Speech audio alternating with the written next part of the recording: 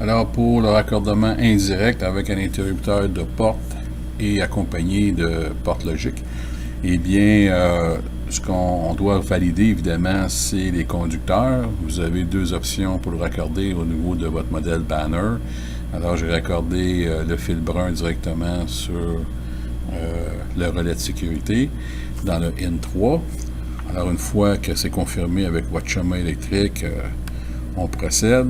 Vous avez interrupteur de porte ici.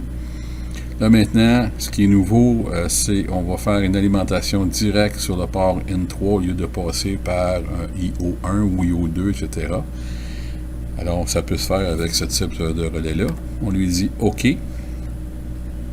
Évidemment, on arrive, vous avez les listes de contrôle que vous avez ici, vue fonctionnelle.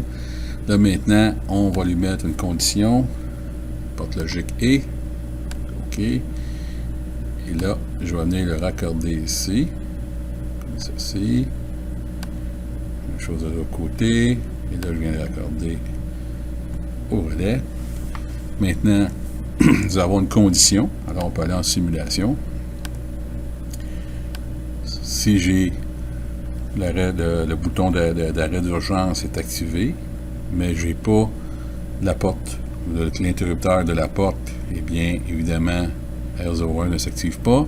Et si les deux conditions sont vraies, alors on obtient une activation de la sortie qui est ici. Alors c'est comme ça que ça fonctionne au niveau de la logique. Maintenant, on pourrait ajouter juste à titre pour faire une petite différence, on va mettre un OU. On va réutiliser l'urgence ici. Même chose pour celui de l'interrupteur de la porte. Et voilà.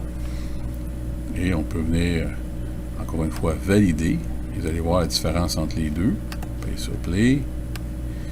Vous voyez que celui-ci active R02, donc c'est un OU, lui ou lui.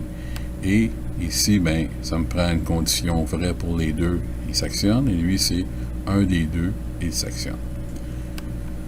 Parfait. Maintenant, on va envoyer ça dans le contrôleur. Comme ceci. On a un peu la procédure.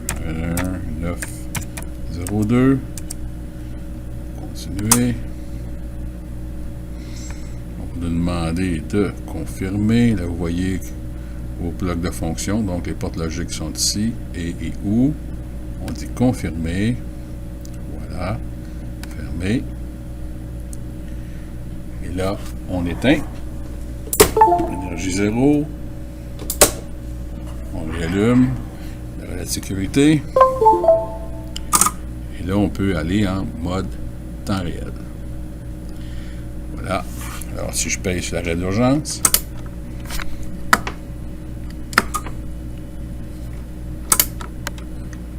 continue. OK. Et là, si. Et là, si je paye sur les deux, et voilà, R02 vient de s'activer.